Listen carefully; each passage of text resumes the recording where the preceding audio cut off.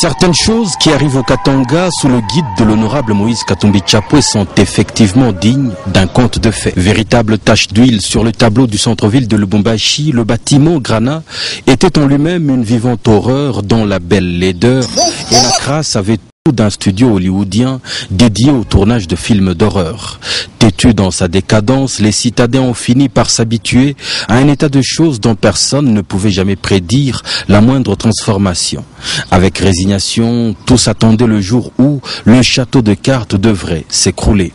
Puis, comme ailleurs, les mains de l'honorable Moïse Katumbi Tchapoué ont pris le taureau par les cornes avec une détermination qui a fini par payer cash. Avant même que les travaux ne soient achevés, l'on peut notablement voir la différence entre le Grana d'avant Moïse et le Grana de Moïse. La façade est à nouveau fascinante, pleine de jeunesse et de couleurs, trônant à nouveau au centre-ville sous des regards admiratifs. La toiture est entièrement refaite. Toute la devanture est dûment vitrée avec des larges et avenantes fenêtres.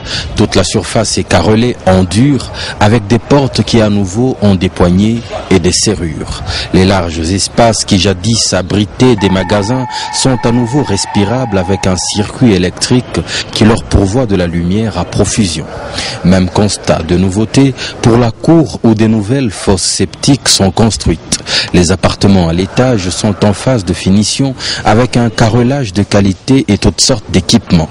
Loin de crier victoire déjà à ce niveau, le gouverneur exige plus et veut que la suite des travaux améliore davantage ce magnifique cadre urbain.